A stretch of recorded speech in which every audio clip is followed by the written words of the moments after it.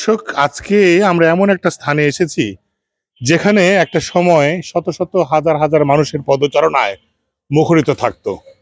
আজকে সেই জায়গাটি ভগ্নস্তূপে পরিণত হয়েছে, নিঃসঙ্গ একাকী। সবাইকে আসলে বিজয় দিবসের শুভেচ্ছা জানাচ্ছি।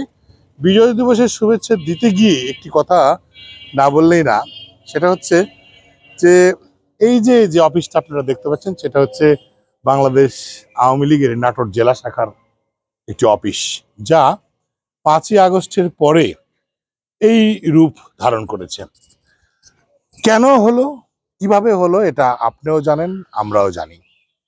একটি সরকার সুদীর্ঘ 17 বছর ক্ষমতায় থাকাকালীন সময়ে কতটুকু জনবিচ্ছিন্ন হলে এই ধরনের ঘটনা ঘটতে পারে।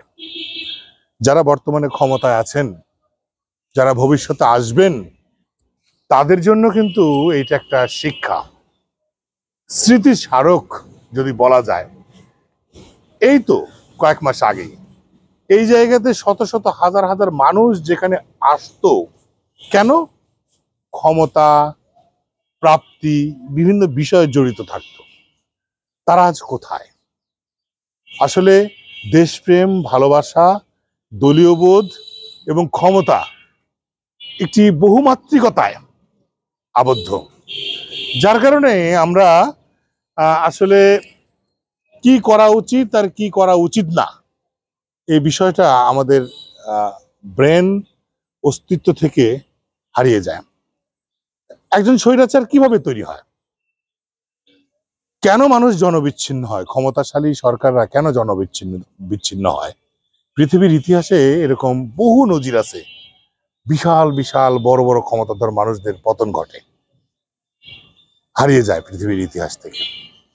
তো আজকে যারা ক্ষমতায় যাবেন, ক্ষমতায় আছেন, তারাও ভাববেন তাদের পরিণতি যেন এইরকম না হয়, তারা যেন জনবিচ্ছিন্ন হয়ে না যান, তারা যেন স্বৈরাচারী রূপ ধারণ না করেন। এই শিক্ষাটা আসলে দরকার।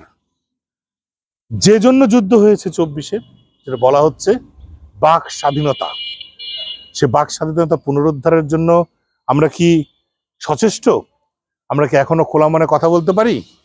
আমরা কি খোলা মনে কথা বলছি যে দুর্নীতির বিরুদ্ধে, যে এক নায়কের বিরুদ্ধে আমাদের সবার যুদ্ধ, যে কথাটা বলা হচ্ছে, সেই দুর্নীতির বিরুদ্ধে কতটুকু এগিয়েছে দেশ?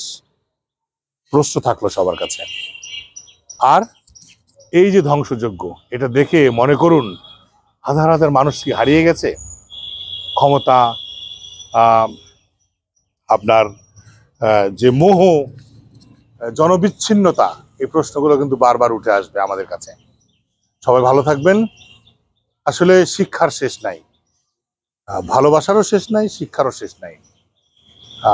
শিক্ষা নেবেন যারা রাজনীতি করছেন, যারা রাজনীতি করবেন, ভবিষ্যতে ক্ষমতা আসবেন, বা যারা ক্ষমতায় আছেন, তারা একটু ভাবুন জনরোষ কত মারাত্মক হতে পারে।